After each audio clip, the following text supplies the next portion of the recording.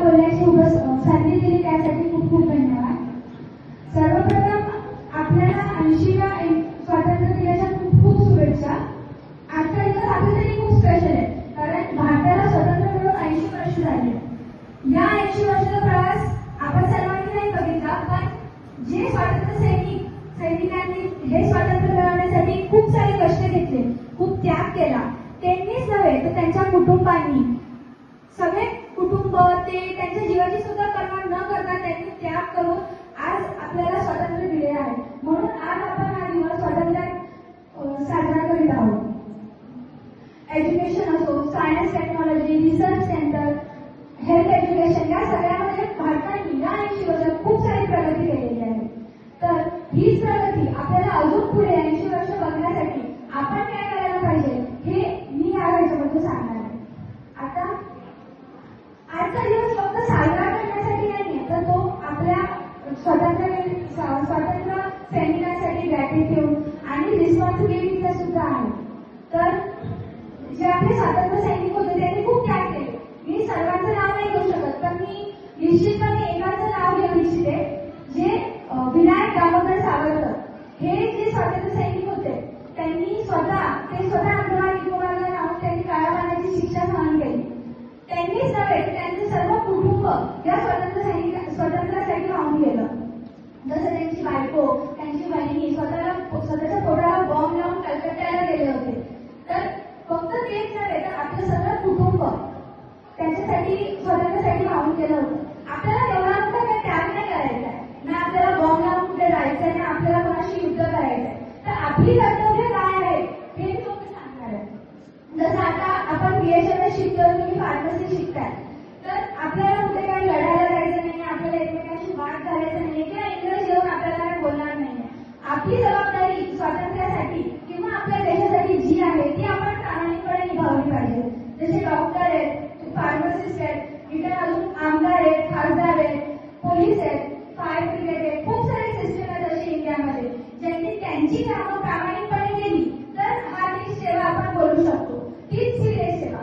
आपल्याला पुढे जाऊन स्वातंत्र्यासाठी झेंडे लावायचे, बरोबर आपण झेंड्याला मान देतो, झेंड्याला सल्यूट करतो. आज आपण झेंड्याला सल्यूट केले. तसेच जर आपण आपल्या कामाशी प्रामाणिक राहिलो, आपल्या कामाला सल्यूट केलं, तर ती खरी देशभक्ती आपण करू शकतो. इंग्रज गेले, पण इंग्रजांची जी मानसिकता होती ती आपल्यामध्ये रुजून गेली आहे, कुठे ना कुठेतरी रुजून गेली आहे. जसे आपण जे काम करतो ते काम माझं आहे असं बोलून करतो. मी शिकते, मी डॉक्टर बनण्यासाठी शिकते, किंवा मला मोठे होऊन पैसे कमवायचे किंवा काही काम करायचंय, माझं कुटुंब पाळायचंय म्हणून आपण शिकतो, किंवा आपण जे काही काम करतोय ते आमच्यासाठी, माझ्यासाठी, मी पणा हा येतो तो घालवण्यासाठी फक्त तो घालवायला पाहिजे.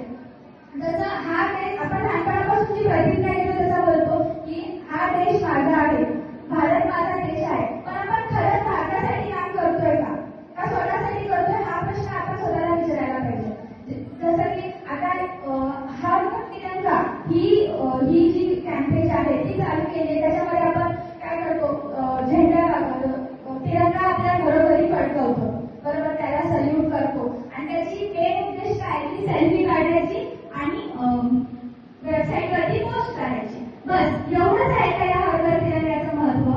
तर नाही. हर घर तिरंगा म्हणजेच काय की प्रत्येक कुटुंबात, प्रत्येक माणसात तिरंग्याचं महत्व, आपल्या भारताचं महत्व, देशप्रेम जगणं पाहिजे. तर हे कसं करणार आहे? आपल्या सर्वांना माहिती ही गोष्ट, पण तरी आपण ती करत नाही. काय?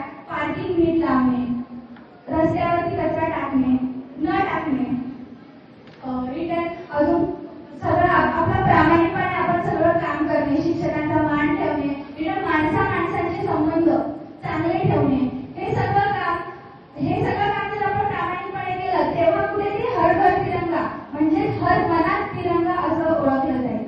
त्याच्यातच आयुष मिनिस्ट्रीची खूप मोठी रोल या हर घर तिरंग्यामध्ये आपण बघून येतो. आयुष मिनिस्ट्रीमध्ये आयुर्वेदा, युनानी, योगा, सिद्धा, होमिओपॅथी असे विविध हेल्थ उपचार आपण बघतो. तसेच आपण जे होमिओपॅथी शिकत आहोत त्याचा पण खूप मोठा रोल आहे. फक्त हेल्थ एज्युकेशन मध्येच नव्हे तर various system, research centre, education, parking lot, fire brigade, लोकनेते जे आहेत, सगळ्यांमध्ये आपण पुढे जायला पाहिजे. फक्त इन्फ्रास्ट्रक्चर वाढवून किंवा पैसा खर्च करून देशप्रेम होत नाही. रिटर्न अजून आपण बोलायला गेलं तर जे आपले एवढंच म्हणणं आहे की जसे जपान, चायना हे सगळे डेव्हलप्ड कंट्रीज आपण बोलतो आणि इंडिया इथे डेव्हलपिंग कंट्री बोलतो. तर 80 वर्षांमध्ये ही डेव्हलपिंग नॉन डेव्हलप होती ती आता डेव्हलपिंग मध्ये आली आहे. तर आपण युथ जे आहोत ते 20, 30 आणि पुढच्या 40-50 वर्षामध्ये भारताला डेव्हलप्ड कंट्री कसं बनवणार हेच एक मेन आपलं कर्तव्य भारताप्रती आहे. हेच देशप्रेम आणि हीच आपली जबाबदारी आपण पार पाडली की आपलं भारत हा नक्कीच मोठ्या शिखरावर पोहोचेल.